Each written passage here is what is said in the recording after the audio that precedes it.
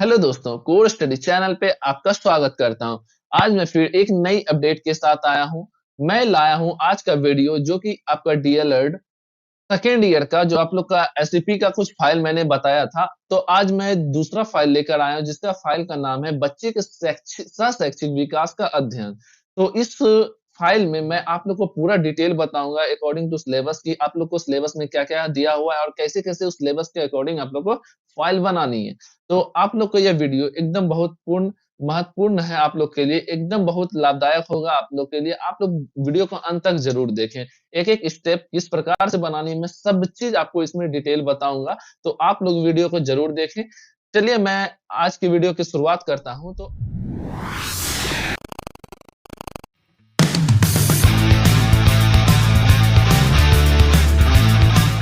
Video को देखिए, ये आप लोग का पहला पेज है जो कि विद्यालय अनुभव काम एससीपी 2 कार्यक्रम 2 जो है आपका एससीपी 2 जो है उसका एक फाइल है बच्चे के शैक्षिक विकास का अध्ययन।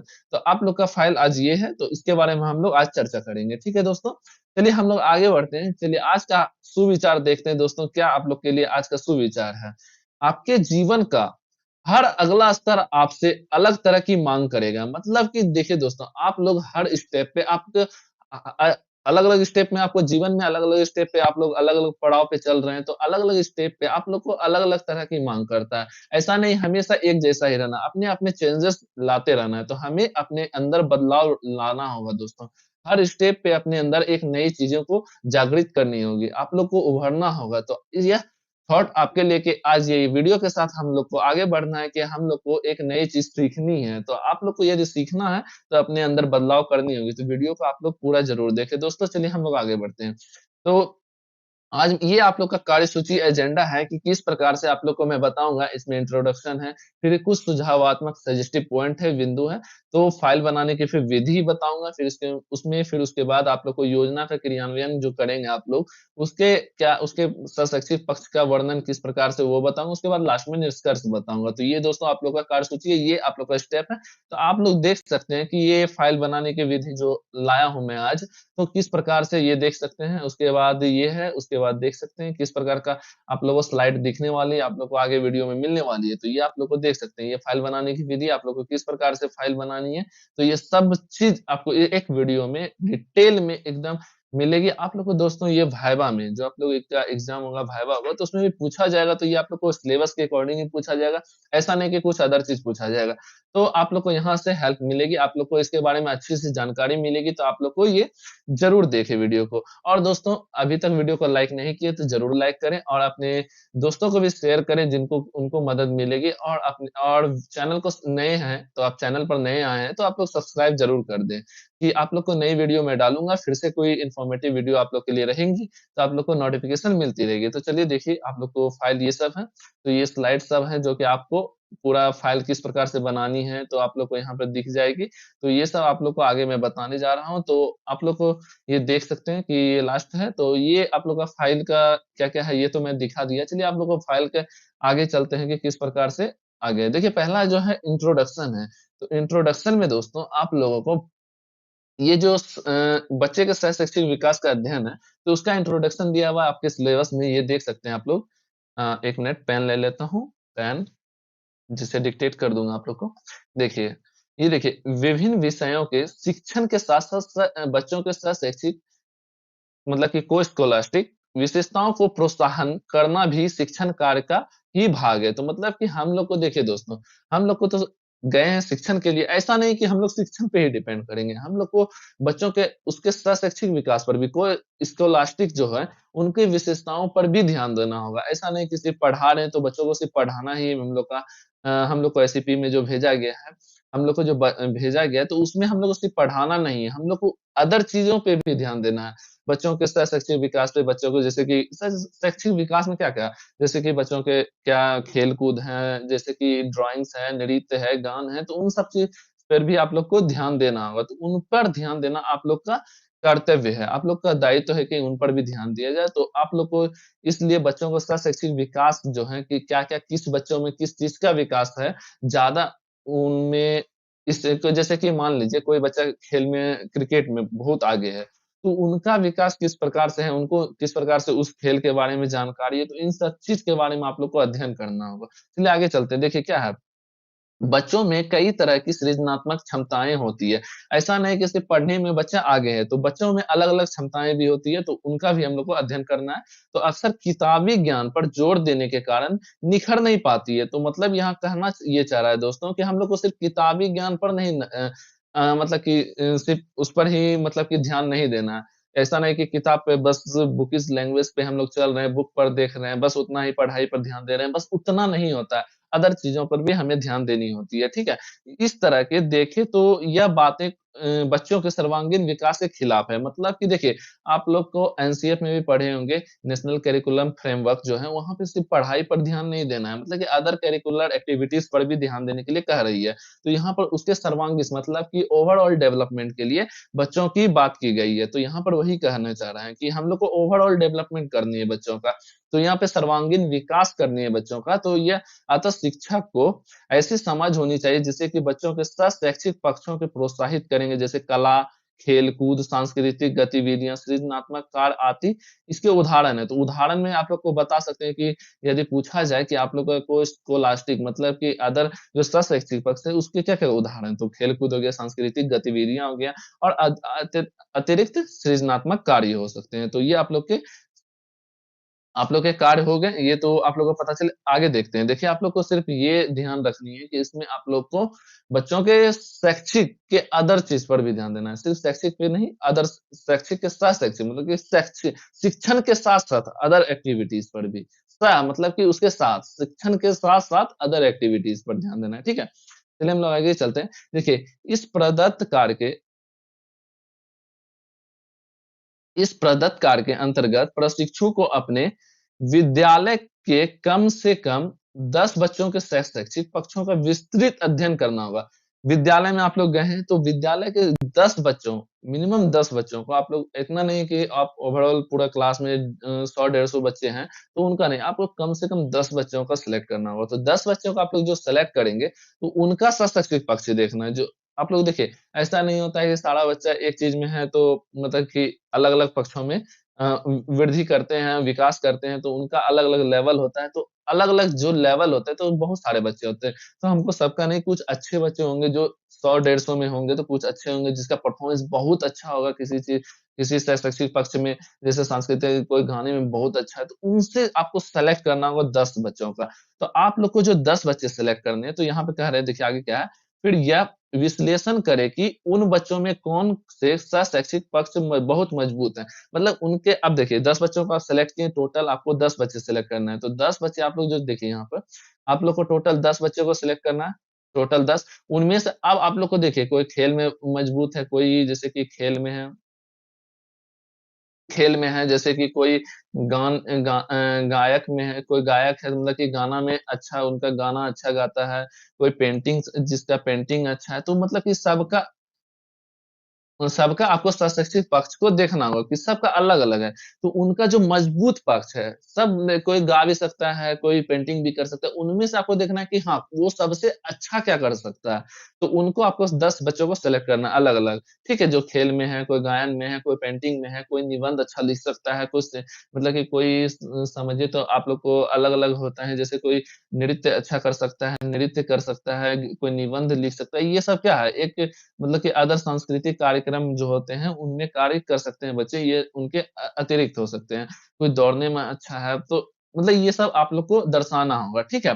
चलिए आगे बढ़ते हैं, जैसे कि जो जो कि निष्कर्ष निकालेंगे कि उसके लिए तथ्य, आंकड़े, प्रमाण भी देंगे। ऐसा नहीं कि हम लोग सिर्फ़ मतलब कि आप लोग को मतलब सेलेक्ट कर लिए कि हाँ, ये बच्चा खेल में है, ये बच्चा गान में है, तो ऐसा सिर्फ़ नहीं करना है। हम लोग को उसका आंकड़ा भी निकालना है। उसमें आप लोग को प्रमाण देना होगा, किस कारण से आपने डिसाइड किया कि ये बच्चा कोई खेल में अच्छा है, कोई गायन में अच्छा है, कोई पेंटिंग में अच्छा है, कोई नृत्य में अच्छा है, तो ये किस प्रकार से आपको इसके पीछे कोई प्रूफ़ देनी होगी। आप लोग को जैसे कि कोई बच्चा जैसे कि अच्छा एंकर है, मान लीजिए, कोई बच्चा एंकर है, तो वो आप लोग को क्या कैसे पता चलेगा? जैसे कि डेली आप लोग का कार्य होता है ना, सुबह ये मॉर्निंग में आप लोग जाते हैं, आप लोग को प्रेयर होता है, उस समय बच्चा आप लोग को चेतना सत्र, हाँ, चेतना सत्र में बच्चे क्या करते हैं, वहाँ पे परफ़ॉर्मेंस करते हैं, मतलब कि एंकरिंग का कार्य करते हैं, तो वहाँ से आप लोग को देखेंगे कि उनका बोलने का भाषा शैली सब कैसा है, तो इससे आप लोग को पता चलता रहेगा। तो ये एक एग्ज़ाम्पल है, जैसा कि मैंने बताया कि आप लोग को चेतना सत्र में देखेंगे एक बच्चा एंकरिंग करता है, तो उनका अच्छा परफ़ॉर्मेंस है, उनका बोलने का शैली अलग है, उनका बोलने का तरीका अलग है, उनका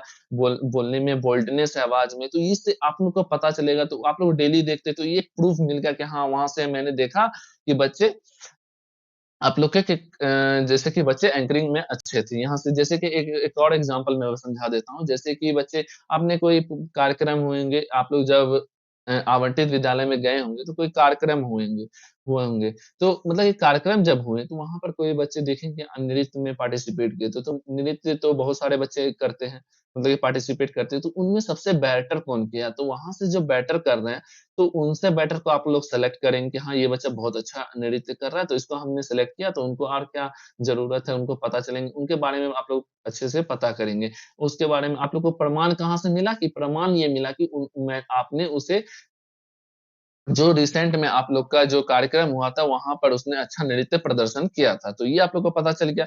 तो इस तरह से आप लोग को प्रमाण खोजते रहना है, ठीक है? तो इसके लिए आपको प्रमाण को भी दर्शाना होगा। चलिए साथ ही विश्लेषण करें कि उन शैक्षिक पक्षों को आपके विद्यालय गतिविधि शिक्षण के अंतर्गत कितना महत्व दिया जाता है। अब देखिए, ऐसा नहीं कि मतलब कि अब आप लोग ये भी देखेंगे कि आपके विद्यालय में इस शैक्षिक पक्षों का कितना महत्व दिया जाता है, मतलब वहाँ के टीचर लोग उनको कितना सपोर्ट करते हैं बच्चे को। कोई यदि किसी पक्ष में वो अच्छा कर रहे हैं, तो वहाँ के उनसे करवाते हैं, उनको कहीं ज़रूरत होती है, उनको मदद करते हैं। तो इस तरह के आपको ये चीज़ आपको कितनी महत्ता है, तो उसको आपको दर्शानी होगी, ठीक है? तो उपरोक्त सभी विश्लेषण के आधार पर उन बच्चों के शैक्षिक पक्षों को और निखारने के दृष्टिकोण से प्रशिक्षुगण स्वयं क्या कर सकते हैं? मतलब आप लोग स्वयं क्या कर सकते हैं? आप लोग प्रशिक्षु हैं, आप लोग वहाँ पे आप लोग ट्रेनिंग के लिए गए हैं, आप लोग ट्रेनिंग कर रहे हैं मतलब अनुभव के लिए गए हैं, तो अनुभव कर रहे हैं, वहाँ पे एक्सपीरियंस कर रहे हैं, तो आप लोग का भी दायित्व है कि आप लोग वहाँ कुछ करें। तो आप लोग का जो दायित्व होगा, आप लोग दायित्व है कि आप लोग वहाँ कुछ करें, तो आप लोग को बच्चे के लिए करनी होगी। आपका दृष्टिकोण से उनके दृष्टिकोण से आपको निखारने के लिए, आपके दृष्टिकोण से उनको निखारने के लिए आप क्या कर सकते हो, वो आप लोग को दर्शाना हो कि आपने क्या किया, ठीक है? फिर उनकी योजना बनाएँ तथा उनका क्रियान्वयन करें। आप लोगों ने उसका योजना बनाया कि ऐसे-ऐसे बच्चों को आप लोग कुछ चेंजेस ला सकते हैं, उनको ये चीज़ ज़रूरी है, तो ये आप लोग बता सकते हैं, ठीक है? उसके बाद अंत में इन्हीं सभी कार्यों को लेकर एक रिपोर्ट तैयार करना है, तो वही रिपोर्ट आप लोग को तैयार करना है। तो इस कार्य को लेकर आप लोग को रिपोर्ट तैयार करनी है और रिपोर्ट में आप लोग को दर्शाना होगा आप लोगों को हर चीज़, ठीक है दोस्तों? तो आप लोग को रिपोर्ट एकदम अच्छे से दर्शानी होगी वही रिपोर्ट दोस्तों आप लोग को आप आपके कॉलेज में आप लोग को सबमिट करनी है, तो आप लोग को ये रिपोर्ट अच्छे से तैयार करनी है। तो वो रिपोर्ट कहीं न कहीं ये आपका फ़ाइल ही है, जो कि आप लोग को फ़ाइल बनानी है। तो ये फ़ाइल आप लोग को सारे रिपोर्ट इस फ़ाइल में दर्ज करनी है, जिस हिसाब से आपके सिलेबस में दिया गया है। जो मैंने पॉइंट्स बोला कि आपको किस प्रकार से करनी है, तो वो सारे आपके फ़ाइल में उसी प्रकार से आप लोग को बनानी है तथा अपने प्रशिक्षण केंद्र पर जमा करें। तो आपके प्रशिक्षण केंद्र मतलब आपके कॉलेज में आप लोग को जमा करनी होगी। पूरे कार्य को करने के दौरान आप अपने साधन सेवी विशेषकर अपने मेंटर से अब सुझाव लेते हैं। देखिए, आप लोग तो फाइल बना रहे हैं, तो आप लोग को इनको कार्य कर रहे हैं, तो आप लोग को एक दिन शायद कॉलेज भी जाना होता है। ऐसा नहीं है कि सप्ताह के सातों दिन आप लोग को स्कूल में ही रहना पड़ता है। तो आप लोग को कोई हेल्प चाहिए या कोई आप लोग को सजेशन चाहिए, तो आप लोग अपने मेंटर से कॉलेज में जाकर आप लोग सजेशन ले सकते हैं। आप लोग एक-दूसरे वहाँ से जाके आप लोग कुछ भी पूछ सकते हैं कि हाँ, आप लोग को कहाँ दिक्कत आ रही है, आप लोग को क्या करनी चाहिए, तो वहाँ पे आप लोग हेल्प ले सकते हैं। ठीक है दोस्तों? चलिए आगे हम लोग चलते हैं, आगे के पेज पर चल रहे हैं दोस्तों।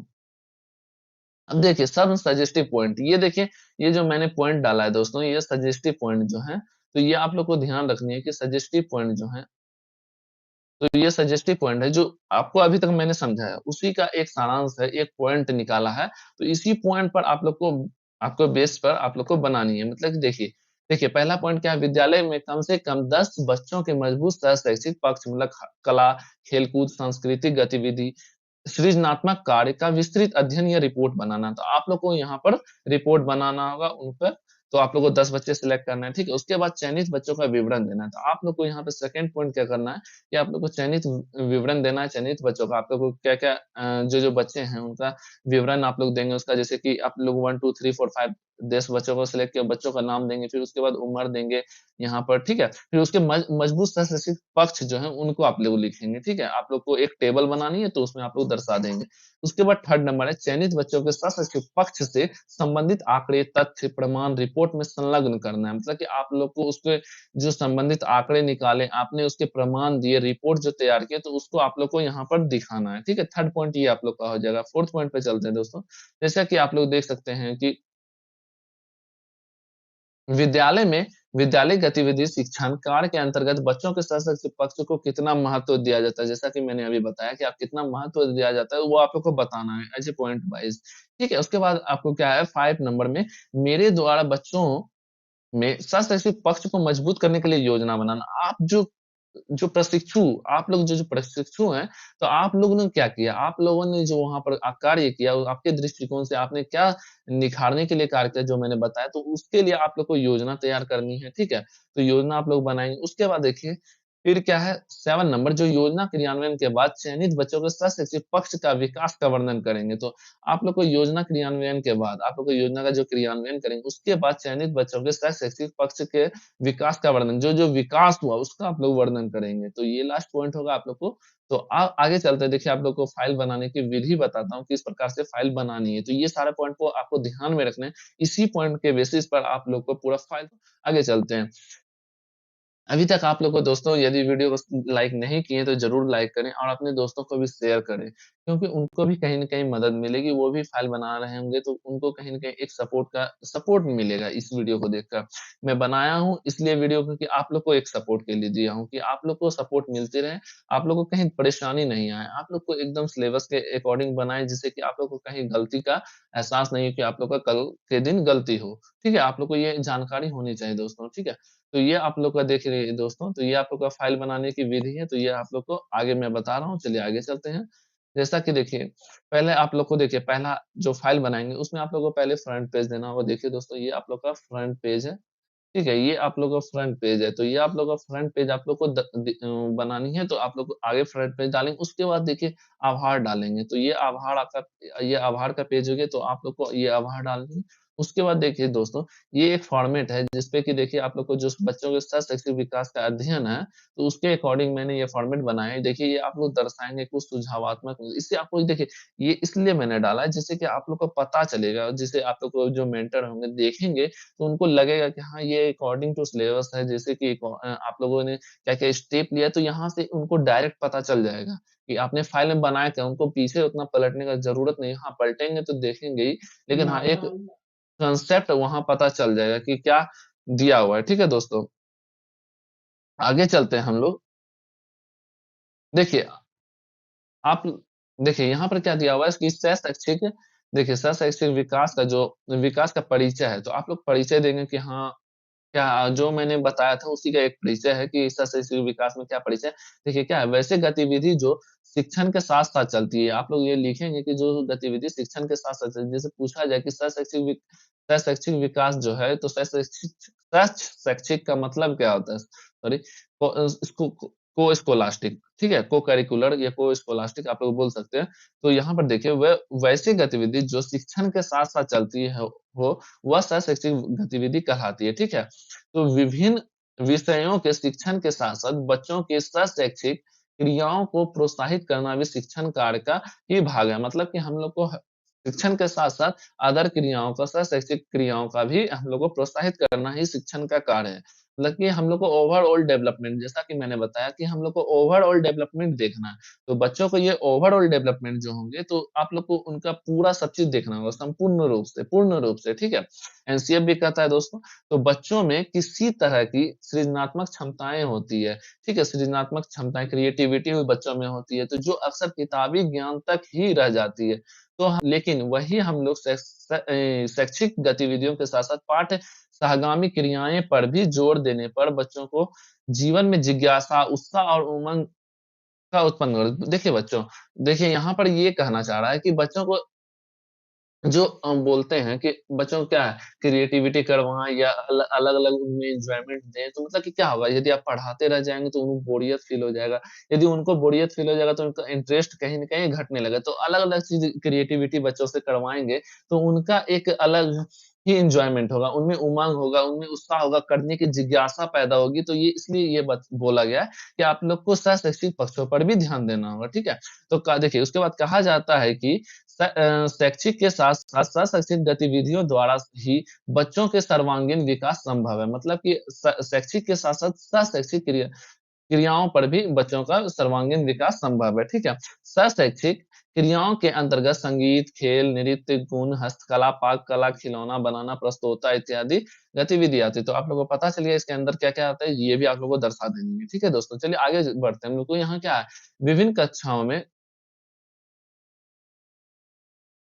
विभिन्न कक्षाओं में अध्यापन के साथ-साथ मैंने उनकी शैक्षिक आप लोगों ने क्या किया अब?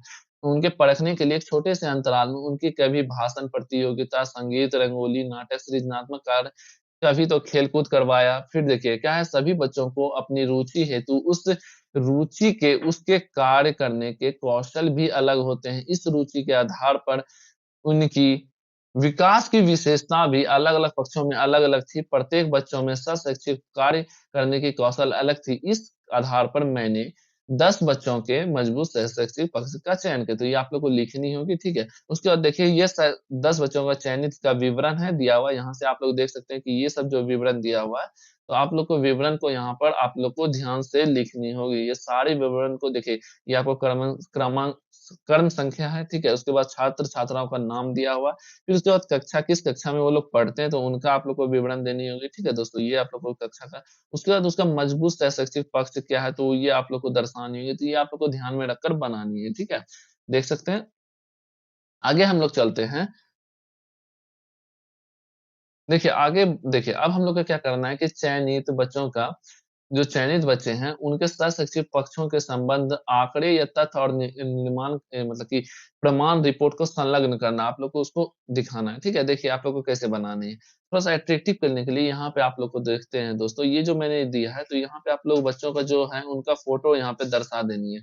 आप लोग को यहाँ पर उनका फ़ोटो दिखानी है, मतलब कि फ़ोटो चिपकानी है, तो अच्छे से ये थोड़ा अट्रैक्टिव लगेगा और बच्चों का थोड़ा-सा वहाँ पे आप लोग का फ़ाइल बहुत अट्रैक्टिव बनेगा, जिससे कि आप लोग को यदि आप लोग को टीचर या मेंटर देखते हैं तो उनको भी अच्छा लगेगा, ठीक है? यहाँ देखिए शैक्षिक गतिविधि दिए हैं और यहाँ पर आप लोग को चित्रकारी है, तो चित्रकारी में देखिए क्या लिखा है, जो बच्चों का यहाँ पर जो बच्चों का फ़ोटो है तो उनका नाम से आप स्टार्ट करेंगे। सूरज विद्यालय का एक होनहार विद्यार्थी है, चित्र बनाने में बहुत रुचि रखता है, चित्रकारी में रुचि को निर्माण निम्न निर्माण से पहचाना गया। आप लोग को रिपोर्ट देनी है जो आँकड़ा मतलब कि आप लोग को प्रमाण देनी है, तो ये प्रमाण है किसी जयंती पर उससे संबंधित चित्र बनाना, खाली समय में चित्र बनाकर उससे कक्षा के दीवारों पर चिपकाना, फिर उसके बाद कक्षा में विषय वस्तु संबंधित चित्र बनाकर प्रस्तुत करना, ये सब एक प्रूफ है कि हाँ, बच्चा आप लोगों ने किस प्रकार से देखा कि बच्चा जिस प्रकार से यहाँ मैंने बताया कि सूरज क्या कर रहा था कि बच्चा वो मतलब कि किसी जयंती होता था, तो वहाँ पर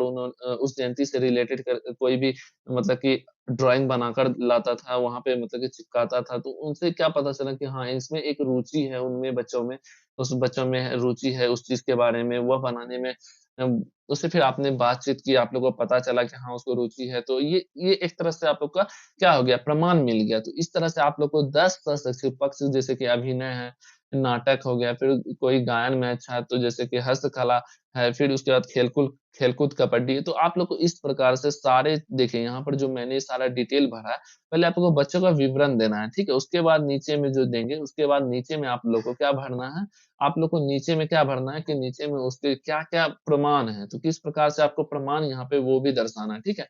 तो यहाँ पर फिर आप लोग को देखिए, यहाँ पर फिर से एक फिर से मैंने किया तो उसी प्रकार से आप लोग को 10 शैक्षिक पक्ष देखिए 5 तक है, ये आप स्लाइड देख सकते हैं। वीडियो को रोक करके आप लोग ज़रूर देखें, स्लाइड को अच्छे से पढ़ें क्या-क्या है। तो मैंने एक शॉर्ट में बना रहा हूँ तो आप लोग यहाँ से देख सकते हैं। एक समझा दिया किस प्रकार से, उसी प्रकार से सारे 10 आपको शैक्षिक पक्ष है। यहाँ पर देख सकते हैं कि देखिए उसके बाद क्या है हस्तकला जैसे कि ये हस्तकला है, तो यहाँ पर आप लोग को हस्तकला में देख सकते हैं। फिर उसके बाद नृत्य है, फिर उसके बाद निबंध लेखन है, उसके बाद प्रस्तोता है मतलब एंकर है, तो उसके बाद खेल है, क्रिकेट है, किस प्रकार से है, तो वो आप लोग को यहाँ पे दर्शाने होंगे। एज़ ए प्रमाण नीचे देना है, पहले आप लोग को उस बच्चे का डिटेल देना है, किस प्रकार से आपने फिर प्रमाण को नीचे दर्शानी होगी। ठीक है दोस्तों? आगे हम लोग चलते हैं नेक्स्ट स्लाइड पर। देख सकते हैं कि बच्चों में सह-शैक्षिक गतिविधि की महत्ता, तो अब महत्ता कितना है विद्यालय में, ठीक है? तो विद्यालय में आप लोग को उसको कितना महत्व दिया जाता है बच्चों के शैक्षिक गतिविधि को, ये देखते हैं। देखिए, विद्यालय में इन गतिविधियों का महत्व व्याप्त है, ठीक है? व्याप्त मतलब बड़ा है। तो आप लोग यहाँ से देख सकते हैं, विभिन्न राष्ट्रीय पर्वों के आगमन पर किसी महान जयंती आदि स्कूल में प्रधान विद्यालय मतलब कि विद्यालय स्कूल या विद्यालय प्रधान के द्वारा बच्चों में माध्यम से कला और संस्कृति का नमूना पेश किया जाता है। मतलब कि अलग-अलग जो भी मतलब कि आप लोग देखते हैं कि बच्चों में वहाँ के बच्चों में मतलब कि वहाँ के प्रधान हैं, जो भी मतलब कि टीचर हैं या विद्यालय के प्रिंसिपल हैं, वो बच्चों से अलग-अलग एक्टिविटी करवाते हैं, अलग-अलग जयंतियाँ पर सांस्कृतिक कार्यक्रम बीच-बीच में करवाते रहते हैं। तो इससे आप लोग को पता चलता है कि वहाँ महत्व दिया जाता है। तो इस प्रकार से आप लोग अलग-अलग चीज़ों को दर्शा सकते हैं कि वहाँ आप लोग को कैसे पता चलता है कि आप लोग को वहाँ के विद्यालय के प्रधान या कोई भी वहाँ के टीचर इस चीज़ को बढ़ावा देते हैं, ठीक है? वहाँ महत्व देते हैं, ठीक है? जिसके लिए आपको अवसरपूर्ण अभ्यास कराई जाती है, विद्यालय में समय सारणी हाँ, जैसे कि अब देखिए जैसे कि बच्चों को क्या किया जाता है समय सारणी में अलग-अलग एक्टिविटियों के लिए अलग-अलग टाइम टेबल दिए जाते हैं। ऐसा नहीं कि टोटल आज के दिन मतलब कि 7 पीरियड होते हैं, तो सातों पीरियड में सिर्फ पढ़ाई पर ही ध्यान दिया जाता है, ऐसा नहीं होता। अदर-अदर एक्टिविटीज़ पर भी पीरियड जो भी होते हैं, अलग-अलग क्लास पीरियड होते हैं, वो तो उनका लगाए जाते हैं, ठीक है? आगे चलते हैं हम लोग देखते हैं कि शैक्षिक विकास की आप लोग योजना कैसे बनाएँगे, ठीक है? तो देखिए, यहाँ पर क्या लिखा है कि आप लोग जो योजना बनाते हैं कि देखिए पहला क्या है चेतना सत्र के दौरान छोटा-छोटा उस कार्य दिवस को लेकर गतिविधि प्रस्तुत करवाना, तो आप लोग वहाँ पे अलग-अलग गतिविधि प्रस्तुत करवा रहे हैं, जैसे कि चेतना सत्र में, फिर उसके बाद विद्यालय में शिक्षक द्वारा साप्ताहिक, मासिक कार्यक्रम पर आयोजन के लिए अनुरोध करना। आप लोग शिक्षक से अनुरोध करते हैं कि ठीक है, कोई साप्ताहिक या मासिक कार्यक्रम को करवाया जाए, सांस्कृतिक कार्यक्रम को, ठीक है? फिर जैसे कि आप लोग जैसे ड्राइंग कॉम्पिटिशन रख लिए, कोई भी कॉम्पिटिशन टाइप का रख सकते हैं, जिससे कि बच्चों को एक उत्साह का लिए और उसमें थोड़ा-सा चेंजेस की भी भावना आएगी। ठीक है दोस्तों? देखिए सेकंड पॉइंट है कि विद्यालय में शिक्षक द्वारा साप्ताहिक एवं मासिक कार्यक्रम का आयोजन करवाने के लिए अनुरोध करना, ठीक है? थर्ड में है कि बच्चों को कक्षा शिक्षण के दौरान विभिन्न प्रकार के शैक्षिक गतिविधि से बच्चों की पहचान कराना। अलग-अलग देखिए, आप लोग कक्षा शिक्षण करवा रहे हैं, तो ऐसा नहीं कि पढ़ाते समय अलग-अलग बीच में देखिए कांसेप्ट तो ऐसा नहीं कि पढ़ाते समय कुछ अदर चीज़ का इंसर्ट नहीं होता है। हम लोग को बाहरी दुनिया से लेकर बच्चों को पढ़ानी होती है। कि बाहरी ज्ञान को भी बच्चों को सम्मिलित करके आप लोग को पढ़ाना है, जिससे कि उनका इन्हेंस मतलब कि उनका ज्ञान में, उनके नॉलेज में एनहांसमेंट ज़्यादा होगा, इंक्रीज़ करेगा, ठीक है? तो उनको एक अच्छा मतलब कि रियलिस्टिक से जुड़ना होगा, मतलब कि उनको वास्तविक संसार से जब आप लोग जोड़कर पढ़ाएँगे, तो उनका एक अलग ही लेवल से वो सीखने के उनमें विकास होगा, ठीक है? उनको सीखेंगे बहुत जल्दी से, ठीक है? तो आप लोग को ये चीज़ ध्यान रखना होगा कि आप लोग को शिक्षण के दौरान भी आप लोग शैक्षिक पक्ष का ज़िक्र कर सकते हो, उनके बारे में आप लोग बता सकते हैं। बहुत सारे देखिए ईवीएस यदि आप पढ़ा रहे हैं, तो वहाँ पे बहुत सारे आप लोग को चैप्टर्स मिलते हैं, जहाँ पे आप लोग रिलेट कर सकते हैं, ठीक है? तो इसी प्रकार से बहुत सारी चीज़ होते हैं कि आप लोग शैक्षिक शैक्षिक के कर्म में ही आप लोग शैक्षिक पक्ष का भी बच्चों को ज्ञान दे सकते हैं, ठीक है? उसके बाद क्या है कि प्रत्येक सप्ताह के आयोजन प्रतियोगिता में बच्चों के प्रोत्साहन के लिए पुरस्कृत किया जाना चाहिए। मतलब कि आप उसको पुरस्कृत करेंगे तो उसका मतलब कि बच्चों को उनके आत्म मतलब कि होता है ना कि खुद में कॉन्फिडेंस जगेगा, वो ललाहित होंगे कि हाँ, हमें ये चीज़ करनी है, हमें भी करनी है, आगे बढ़ेंगे। तो वो मतलब कि आप लोग को उसके निखारने के लिए, उनको प्रोत्साहन करने के लिए थोड़ा-सा पुरस्कृत भी कर सकते हैं आप लोग, ठीक है? आगे चलते हैं जैसे कि शैक्षिक विकास की योजना का क्रियान्वयन, आप लोग की योजना का क्रियान्वयन करेंगे, किस प्रकार से क्रियान्वयन किए, आप लोग तो वो योजना बनाए कि आप लोग ये चीज़ करेंगे, लेकिन उसका क्रियान्वयन के देखिए, प्रत्येक दिवस पर विभिन्न शैक्षिक पक्ष वाले बच्चों से छोटी-मोटी गतिविधि आप लोग करवा सकते हैं, ठीक है? उसके बाद देखिए विद्यालय में शिक्षक द्वारा साप्ताहिक एवं मासिक कार्यक्रम का आयोजन कराया गया, बच्चों को पुरस्कृत भी किया गया, तो आप लोग ये जो उसी के अनुसार जो आप लोग योजना बनाए, उसी के अनुसार आप लोग क्रियान्वयन करते हैं, ठीक है? ये थर्ड पॉइंट जैसे कि देखिए बच्चों को कक्षा शिक्षण के दौरान विभिन्न प्रकार के शैक्षिक गतिविधि की जानकारी देंगे, ठीक है? आप लोग लर्निंग प्लान बनाएँगे, तो लर्निंग प्लान में क्या होगा दोस्तों, आप लोग लर्निंग तो प्लान बनाएँगे, तो उस समय भी आप लोग बता सकते हैं बच्चों को, उसमें अटैच कर सकते हैं एक-दूसरे को मतलब कि जितना भी गतिविधि होती है, ठीक है? आगे चलते हैं कि योजना क्रियान्वयन के बाद चयनित जैसे कि योजना क्रियान्वयन के बाद चयनित बच्चों के सहशैक्षिक पक्षों का विकास का वर्णन, तो आप लोग उसके विकास का वर्णन भी करेंगे, ठीक है? तो योजना क्रियान्वयन के बाद चयनित बच्चों के विकास के सहशैक्षिक पक्ष के आशाजनक विकास हुआ, तो आप लोग यहाँ पे क्या विकास हुआ उनको बताएँगे। बच्चे पहले से ज़्यादा अपने सहशैक्षिक पक्ष के बारे में जानकारी रखते हैं, अपने कलाओं का बेहतर ढंग से प्रदर्शन कर पाते हैं। ऐसे तो देखिए दोस्तों, आप लोग फ़ाइल जब बनाएँगे तो आप लोग पॉज़िटिव ही लिखेंगे, कभी ऐसा थोड़ी होता है कि कोई भी अपना फ़ाइल में नेगेटिव चीज़ भी लिखते हैं, तो आप लोग को पॉज़िटिव ही पढ़ रहे हैं। तो देखिए मैंने पॉज़िटिव ही बताया, ठीक है? तो देख रहे हैं, फिर देखिए प्रदर्शन कर पा रहे हैं, फिर पुरस्कार वितरण के कारण बच्चों को प्रोत्साहन मिला, ठीक है? आप पुरस्कार दिए, उसको प्रोत्साहन मिला। इससे अन्य मतलब कि जो आपने की योजना बनाई, उससे रिलेट करके आप लोग को क्या विकास हुआ, उससे आप लोग रिलेट करना है, ठीक है दोस्तों?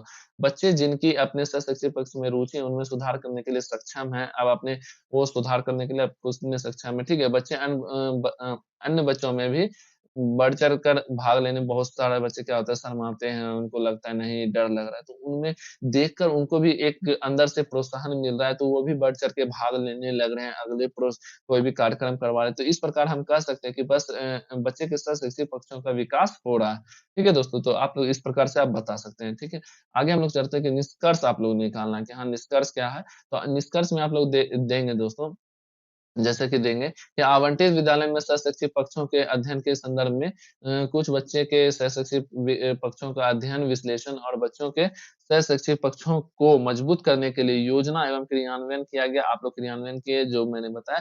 फिर उसके बाद क्या है, इसमें बच्चों की रुचि, विद्यालय की पूर्ण रूप से भागीदारी आदि का प्रभाव देखा गया, जिस कारण से बच्चे के लिए शैक्षिक गतिविधि ज़रूरी है। तो उसी प्रकार शैक्षिक गतिविधि भी आवश्यक है। मतलब कि शैक्षिक गतिविधि के साथ सह-शैक्षिक गतिविधि भी आवश्यक है।